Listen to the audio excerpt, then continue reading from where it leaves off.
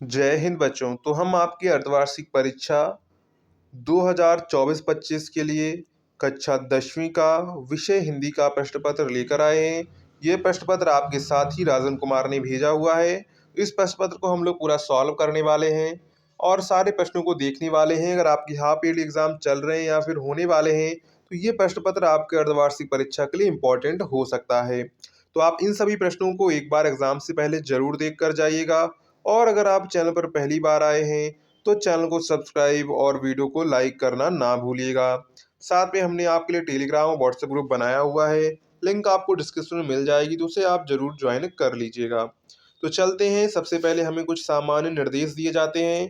तो यहाँ पर प्रश्न पत्र दो खंडों खंड आ में विभक्त है। खंड आ में 20 बहुविकल्पीय प्रश्न हैं और खंड बा में 50 अंक के वर्णनात्मक प्रश्न हैं। जैसा कि हम जानते हैं कि हमारे 9 10 में 20 ऑब्जेक्टिव क्वेश्चन आते हैं और 50 नंबर का हमारा रिटर्न होता है। तो सबसे पहले खंड आ में बहुविकल्पीय प्रश्नों को हम लोग देख लेते हैं। इसके बाद हम लोग वर्णनात्मक प्रश्न की ओर भी चलेंगे। तो पहला क्वेश्चन है, कंकाल के लेखक हैं। तो यहाँ पर कंकाल ये रचना दिख नहीं रही तो हम बोले दे रहे हैं कंकाल के लेखक हैं मुंशी प्रेमचंद, महादेवी वर्मा, जयशंकर प्रसाद, निराला। तो यहाँ पर कंकाल के लेखक कौन है? तो कंकाल के लेखक हैं जयशंकर प्रसाद। कौन है? जयशंकर प्रसाद हैं। ऑप्शन नंबर आपका सी यहाँ पे करेक्ट हो जाएगा। नेक्स्ट है, चंद्रगुप्त किस विधा की रचना है? तो चंद्रगुप्त किस विधा की रचना है? ऑप्शंस दिए गए थे, कहानी, उपन्यास, नाटक, निबंध। तो चंद्रगुप्त किस विधा की रचना है? तो चंद्रगुप्त जो है वो नाटक विधा की रचना है। किसकी है? नाटक विधा की रचना है। तो ऑप्शन नंबर यहाँ पर आपका जो है सी वाला करेक्ट हो जाएगा। नेक्स्ट है, आकाशदीप के लेखक हैं। क्या है? आकाशदीप के लेखक हैं अमरकांत, निराला, जयशंकर प्रसाद, पंत। तो आकाशदीप कहानी के लेखक कौन है? तो आकाशदीप कहानी के लेखक हैं जयशंकर प्रसाद। ऑप्शन नंबर यहाँ पर आपका सी वाला करेक्ट हो जाएगा। नेक्स्ट है, रामचरितमानस किस भाषा में लिखी गई है? तो रामचरितमानस किस भाषा में लिखी गई है? ब्रजभाषा, डिंगल, अवधी, खड़ी बोली। तो रामचरितमानस किस भाषा में लिखी गई है? तो रामचरितमानस जो है वो अवधी भाषा में लिखी गई है। ऑप्शन नंबर यहाँ पर आपका जो है सी वाला करेक्ट हो जाएगा। नेक्स्ट है, निर्गुण कौन देश को वासी? यह प्रश्न किससे पूछा गया है? तो यहाँ पर जो है गोपियाँ उद्धव से पूछती हैं कि वो निर्गुण रूपी ब्रह्म किस देश के वासी हैं। तो यह प्रश्न किससे किया गया है? तो यह प्रश्न जो है उद्धव से किया गया है। किससे किया गया है? उद्धव से किया गया है। नेक्स्ट है, आधुनिक युग की मीरा हैं। तो आधुनिक युग की मीरा का जो उपाधि है वो किसे दी गई है? मीराबाई, महादेवी वर्मा, सुभद्रा कुमारी चौहान, इनमें से कोई नहीं। तो ये किसे दी गई है? ये दी गई है महादेवी वर्मा को। किसको दी गई है? महादेवी वर्मा को। नेक्स्ट है, तार सप्तक काव्य के संपादक कौन है? विद्यानिवास मिश्र, सच्चिदानंद हीरानंद वात्स्यायन अगहे, अमरकांत विद्यापति। तो तार सप्तक के जो संपादक हैं वो हैं सच्चिदानंद हीरानंद वात्स्यायन अगहे। नेक्स्ट है, बिहारी के दोहों की संख्या है। तो बिहारी के देहों की संख्या है, दोहों की संख्या है 732, 719, 720, 749। तो बिहारी की जो दोहे की संख्या है वो है 719। कितनी है? 719 है। तो ऑप्शन नंबर यहाँ पर आपका जो है बी वाला करेक्ट हो जाएगा। ठीक है। इसके बाद नेक्स्ट है, कलम का सिपाही के रचनाकार हैं। तो कलम का सिपाही के रचनाकार हैं जयशंकर प्रसाद, दौलत राम, प्रेमचंद, अमृत राय। तो कलम का सिपाही के जो रचनाकार हैं वो हैं प्रेमचंद। और जो कलम सिपाही में जो जीवनी लिखी गई है वो लिखी गई है प्रेमचंद की। इसकी लिखी गई है प्रेमचंद की लिखी, लेकिन रचनाकार कौन है? तो रचनाकार है अमृत राय। तो इसलिए ऑप्शन नंबर यहाँ पर आपका डी वाला करेक्ट हो जाएगा। नेक्स्ट है, रीतकाल की समय सीमा है। तो रीतकाल की समय सीमा है 1700 से 1900 विक्रम संवत। तो ऑप्शन नंबर यहाँ पर आपका जो करेक्ट हो जाएगा वो करेक्ट हो जाएगा सी वाला। नेक्स्ट है, करुण रस का स्थायी भाव है। तो करुण रस का स्थायी भाव है शोक, रति, हास्य, उत्साह। तो करुण रस का स्थायी भाव क्या है? तो करुण रस का स्थायी भाव है शोक। क्या है? शोक है। तो यहाँ पर राइट आंसर क्या हो जाएगा? तो राइट आंसर यहाँ पर हो जाएगा का वाला। नेक्स्ट है उपमा अलंकार के कितने भेद हैं। तो उपमा अलंकार के कितने भेद हैं, 5, 4, 8, 10। तो उपमा अलंकार के जो भेद हैं वो हैं 4 भेद। कितने हैं, 4 भेद हैं। तो ऑप्शन नंबर यहाँ पर आपका जो है बी वाला करेक्ट हो जाएगा। नेक्स्ट है सोरठा के किस चरण में 11 मात्राएं होती हैं। तो सोरठा के किस चरण में 11 मात्राएं होती हैं, केवल पहले, पहले व तीसरे, केवल दूसरे, दूसरे व चौथे में। तो किस में होती हैं, तो दूसरे व चौथे में होती हैं। तो ऑप्शन नंबर यहाँ पर आपका डी वाला करेक्ट हो जाएगा। नेक्स्ट है उपहार में कौन सा उपसर्ग है। उपहार में अप है, उप है, उपहा है और हार है। तो यहाँ पर उपसर्ग पूछा गया है। तो उपहार में कौन सा उपसर्ग हो जाएगा, तो उपहार में उप धन आर। तो ये उप उपसर्ग हो जाएगा, क्या हो जाएगा, उप उपसर्ग। तो ऑप्शन नंबर यहाँ पर आपका जो करेक्ट हो जाएगा वो करेक्ट हो जाएगा बी वाला। नेक्स्ट है चतुर्भुज में कौन सा समास है। तो चतुर्भुज में कौन सा समास है, द्वंद्व समास, द्विग समास, कर्मधारय समास, अव्ययीभाव समास। तो यहाँ पर जो करेक्ट हो जाएगा वो हो जाएगा द्विग समास। क्या हो जाएगा, चतुर्भुज में जहाँ पर संख्यावाची हो वहां पर समझ लेना द्विग समास होगा। नेक्स्ट है फल शब्द का सप्तमी विभक्ति बहुवचन है। क्या है, फल शब्द का सप्तमी विभक्ति बहुवचन है फलम, फलानाम, फलेषु, फला। तो यहाँ पर राइट आंसर हो जाएगा फलेषु। क्या हो जाएगा, फलेषु हो जाएगा। नेक्स्ट है पट धातु का लट लकार प्रथम पुरुष बहुवचन रूप है। तो बहुवचन रूप है, यहाँ पर एक क्वेश्चन ऊपर छूट गया है। आज का तस्सम है। तो आज का तस्सम है अद्य, अज, आद्य, अग्र। तो यहाँ पर राइट आंसर क्या हो जाएगा, तो यहाँ पर राइट आंसर आपका हो जाएगा अद्य। क्या हो जाएगा, अद्य हो जाएगा। नेक्स्ट है पट धातु का लट लकार प्रथम पुरुष बहुवचन का रूप है। तो उसका रूप है पठंती। क्या है, पठंती है। नेक्स्ट है यण संधि का सूत्र है। तो यण संधि का सूत्र है इको यणची, को यणची, यणची इनमें से कोई नहीं।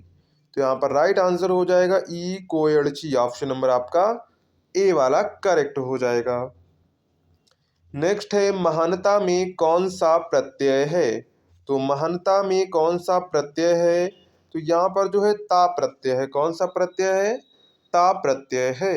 इसलिए ऑप्शन नंबर यहाँ पर आपका जो है ए वाला करेक्ट हो जाएगा, ता। इसके बाद आता है खंड बा, जिसमें हमको वर्णात्मक प्रश्न देखने को मिलते हैं। पहला क्वेश्चन कह रहा है निम्नलिखित गद्यांश में से किसी एक पर आधारित प्रश्नों के उत्तर दीजिए। यानी कि आपको 2 गद्यांश अथवा करके दिए जाएं, किसी एक का आपको गद्यांश का संदर्भ सहित हिंदी में अनुवाद करना होगा। पहला क्या कह रहा है, देखो, यह कोई बात नहीं है कि एक ही स्वभाव और रुचि के लोगों में ही मित्रता है। समाज में विभिन्नता देखकर लोग एक दूसरे की ओर आकर्षित होते हैं। जो गुण हम में नहीं है, हम चाहते हैं कि कोई ऐसा मित्र मिले जिसमें वो सारे गुण हों। ठीक है, तो इस तरह आपको जो एक गद्यांश मिलेगा और नीचे दिए गए आपको प्रश्न मिलेंगे। उपर्युक्त गद्यांश का संदर्भ आपको लिखना है। संदर्भ का मतलब पाठ का नाम और इसके लेखक। तो पाठ का नाम क्या है, पाठ का नाम तो आपको पता ही चल गया होगा, मित्रता। क्या है, मित्रता। इसके लेखक जो है वो है आचार्य रामचंद्र शुक्ल। कौन है, आचार्य रामचंद्र शुक्ल हैं। रेखांकित की आपको व्याख्या कर लेनी है। व्यक्ति एक दूसरे की ओर क्यों आकर्षित होते हैं, क्योंकि वो सोचते हैं जो हम में नहीं है हमें कोई ऐसा दोस्त मिले जो उसमें हो, यानी कि विभिन्नताओं के कारण आकर्षित होते हैं।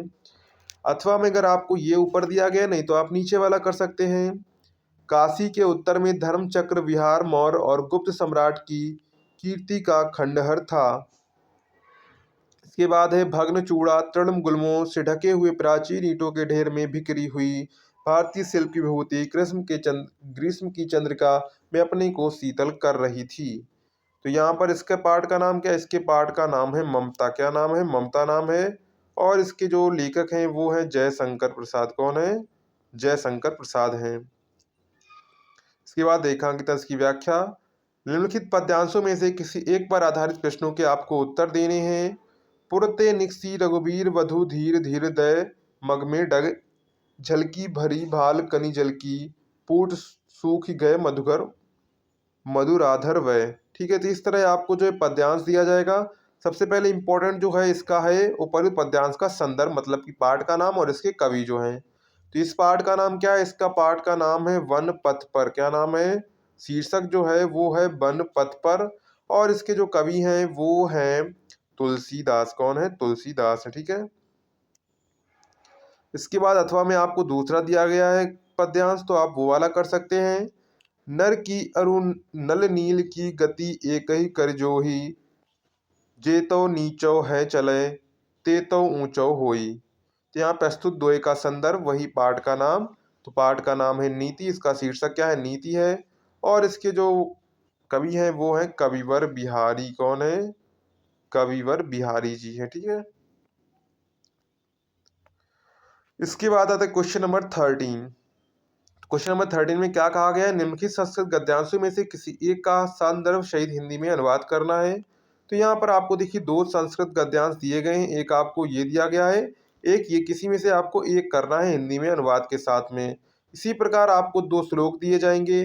संस्कृत पद्यांशों में किसी एक पद्यांश का संदर्भ सहित हिंदी में अनुवाद कीजिए। मरणम मंगलम यत्र विभूषि विभूषणम कौपीनम यत्र कोश्यम सा काशी केन म्यते, अथवा बंधनम मरणम वापि जयो वापि पराजया उभयत्र समो वीरा वीरो भावो ही वीरता। तो यहाँ पर दो आपको दिए गए, वो भी सिंपल सिंपल दिए गए। देखो इसका जो पद्यांश वाला सिस्टम होता है इसमें आपको हमेशा छोटे छोटे याद करने, क्योंकि जो पेपर बनाता है वो हमेशा छोटा रखता है, क्योंकि उसको भी लिखने में प्रॉब्लम होती है। इसलिए हमेशा जो है छोटा छोटा आप लोग रखा करें, याद किया करें। इसके बाद है क्वेश्चन नंबर 25। निम्नलिखित में से किसी एक लेखक का जीवन परिचय देते हुए उनकी एक प्रमुख रचना का उल्लेख कीजिए। जयशंकर प्रसाद, राजेंद्र प्रसाद, आचार्य रामचंद्र शुक्ल। तो यहाँ पर आपको जीवन परिचय लिखना है। इसके मिलेंगे आपको 5 नंबर। कितने मिलेंगे? 5 नंबर मिलेंगे। इसी प्रकार निम्नलिखित कवियों में से किसी एक कवि का जीवन परिचय देते हुए उनकी रचनाओं का उल्लेख आपको करना है। गोस्वामी तुलसीदास, रसकान और बिहारी लाल। तो तीनों में से किसी एक का जीवन परिचय लिखेंगे, आपको 5 नंबर मिलेंगे। नेक्स्ट है अपनी पाठ पुस्तक से कंठस्थ किया हुआ कोई एक श्लोक लिखिए जो इस प्रश्न पत्र में ना आया हो। तो एक श्लोक भी आपको याद कर लेना है, तो यहाँ पर भी आपके 2 नंबर पक्के हो जाते हैं। इसके बाद निम्नलिखित प्रश्नों में से किन्हीं दो प्रश्नों के उत्तर संस्कृत में थी। वीर केन पूजित वीर वीरण पूजते पुरुराज का सीता अलछेन्द्रा का सीत कुरमत्रम कुत्र मरणम मंगलम भवती, और इसके वाराणसी किमर्था प्रसिद्धा। तो यहाँ पर 5 दिए गए, 5 में से किन्हीं दो के आपको उत्तर संस्कृत में देने हैं। तो ये 5 प्रश्न आपके याद कर लीजिए, आपको बोर्ड एग्जाम में भी काम आ जाएंगे और आपके प्री बोर्ड में और हाफ ईयरली में भी काम आ जाएंगे। यही प्रश्न ज़्यादातर एग्जाम में पूछा जाता है। इसके बाद आता है क्वेश्चन नंबर 29। फीस माफी छात्रपति के लिए स्कूल के प्रधानाचार्य को आवेदन पत्र आपको लिखना है। ठीक है। 39 है तुमुल खंड का आपकी द्वितीय सर का सारांश अपने शब्दों में लिखिए, अथवा तुमुल खंड का आप में लक्षण का चरित्र वर्णन कीजिए। तो यहाँ पर जो है आप लोग क्या कर सकते हैं? दोनों में से कोई एक यहाँ पे अथवा में कर सकते हैं। तो लास्ट हमारा क्वेश्चन बचता है 31। निम्नलिखित में से किसी एक विषय पर निबंध लिखिए। देश प्रेम, बेरोजगारी की समस्या और समाधान, अनुशासन की समस्या, विज्ञान का सदुपयोग। तो यहाँ पर राइट आंसर आपके हो जाएंगे। यहाँ पर 4 दिए गए हैं और 4 में से आपको कोई एक यहाँ पे करना है। ठीक है। तो इस प्रकार आपका जो क्लास 10th का हिंदी का क्वेश्चन पेपर हो जाता है। अगर आपको वीडियो पसंद आई हो तो वीडियो को लाइक करिएगा, चैनल को सब्सक्राइब करिएगा, वीडियो शेयर करिएगा। तो चलिए मिलते हैं नेक्स्ट वीडियो में, तब तक के लिए जय हिंद बच्चों।